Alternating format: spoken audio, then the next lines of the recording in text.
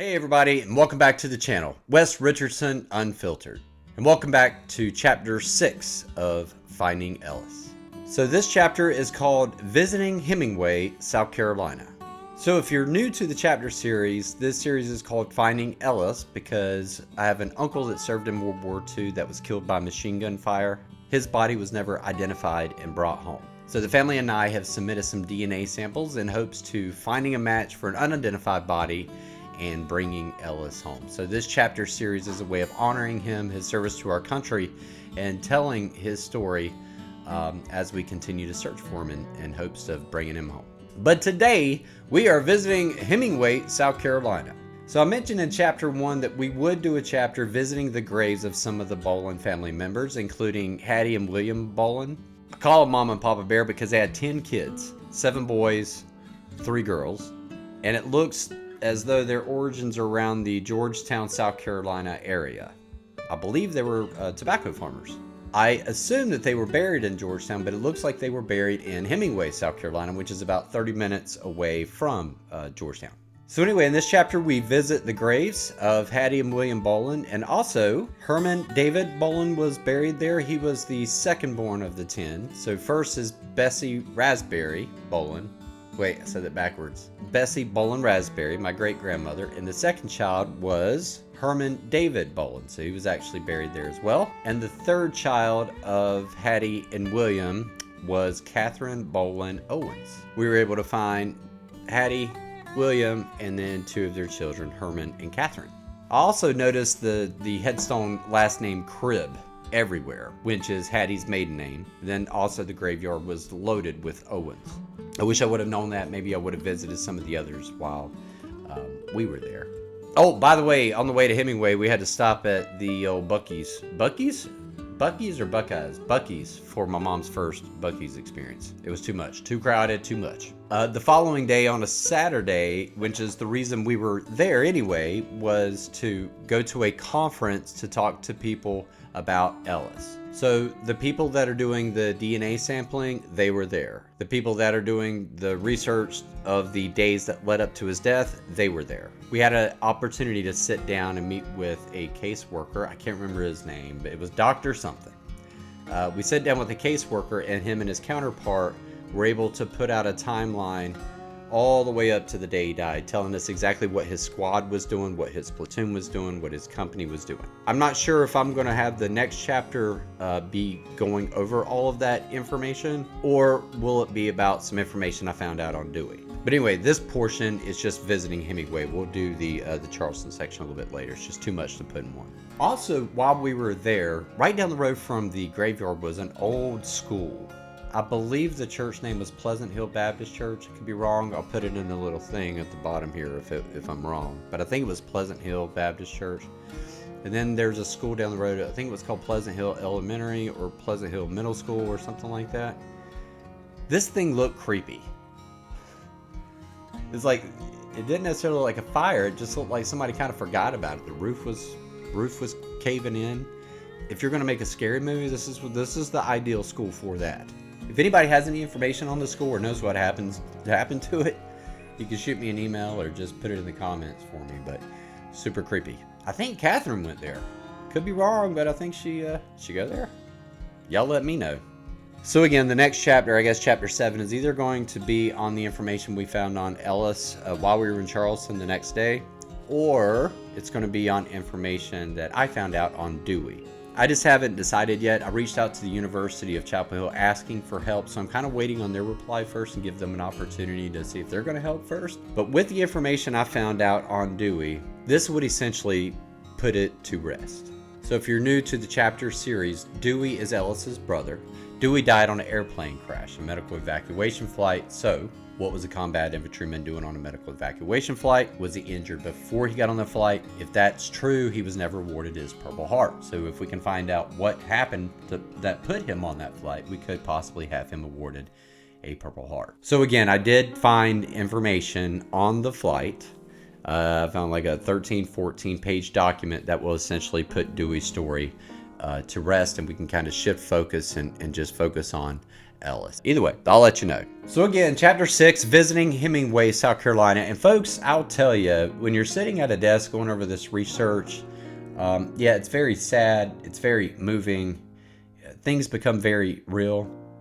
But I'll tell you, when you're standing on the graves of these Bolyns, it becomes surreal, and it is an experience. I mean, it was like that when I went to see my great-grandmother, Bessie. I had to stop recording for a minute, and I just kind of hung out. But while I was at this grave site, I wrote up something in remembrance of Herman and Catherine and Hattie and William. And I mean, you can ask my mom, it was very hard for me to get through the reading without becoming emotional. And again, as you're standing there, things just become real and you start remembering what's most important. I think at the end of the day, one day, we're not going to be thinking back on our lives when we're laying on our deathbeds, thinking about how much money we made, how much land we owned, how far did we make it in corporate America. We're going to be thinking about, was I a good brother? Was I a good sister? Was I a good mom? Was I a good kid?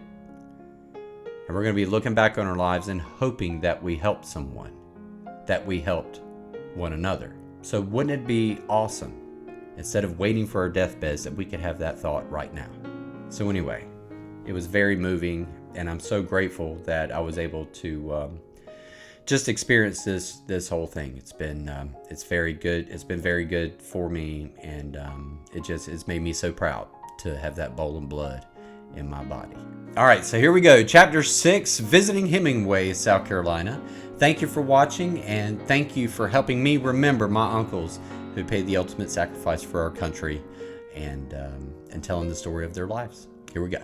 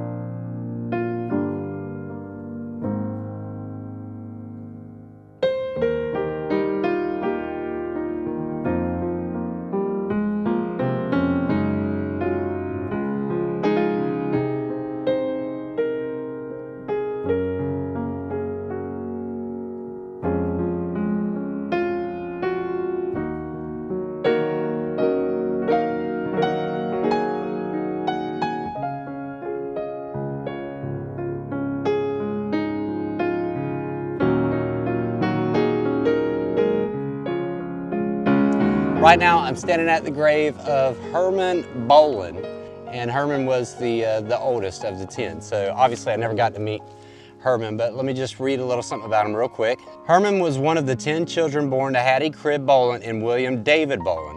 What's powerful is that Herman himself went on to have 11 children. One generation raised 10, the next generation raised 11. That's a legacy. Roots that run deep. Herman didn't serve in the military, but 4 of his brothers did. 2 in the Army and 2 in the Navy during World War II. When you stand here, you realize this isn't just history written in the books. This was a real family, real brothers, and real lives.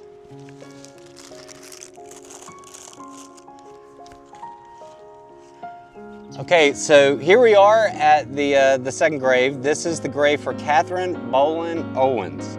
She was another one of the 10 children of Hattie and William. Catherine was born in Georgetown County. She attended Pleasant Hill Schools and was a member of Pleasant Hill Baptist Church. She married Roy David Owens and raised a family of her own, children, grandchildren, and great-grandchildren. While some of her brothers went overseas during the war, Catherine carried on life here at home. Not every sacrifice happens on the battlefield. Home sacrifices happen quietly in small towns and churches, in homes, holding families together while others are gone. And that's part of our story too.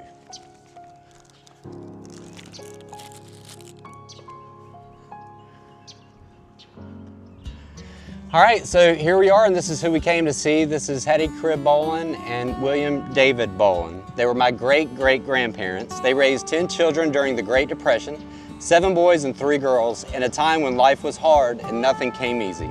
4 of their 7 sons put on the uniform during World War II. That's over half of their boys answering the call to serve their country during one of the darkest times in world history.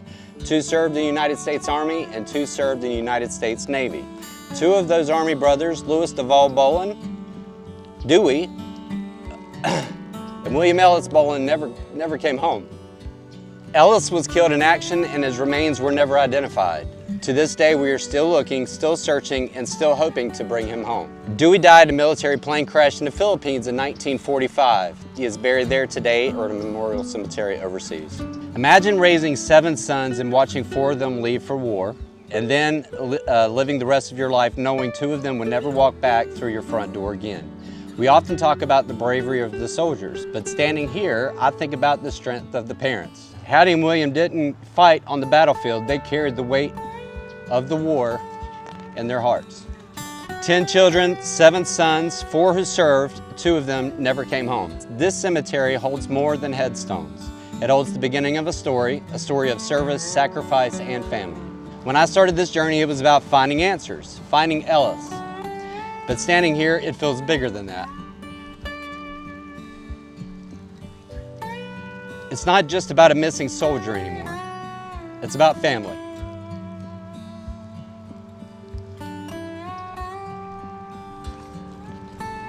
A mother and father who raised 10 children in hard times, 7 sons, 4 who went to war, 2 who never came home. It's about the quiet strengths of sisters like Catherine. It's about brothers like Herman who built families of their own and carried the name forward. It's about the ripple effect of one generation's sacrifice. Because war doesn't just take soldiers, it takes mothers and it changes fathers. My great-great-grandparents probably never imagined that generations later someone would still be standing here saying their names and telling their story. But that's what legacy is. Legacy just isn't about how you die, it's about what lives on after you're gone. As long as we keep telling this story, as long as we keep searching, remembering, and honoring, they're not forgotten. Ellis isn't forgotten. Dewey is not forgotten. Hattie and William are not forgotten. This is more than history. This is my family. And we're still bringing them home one story at a time.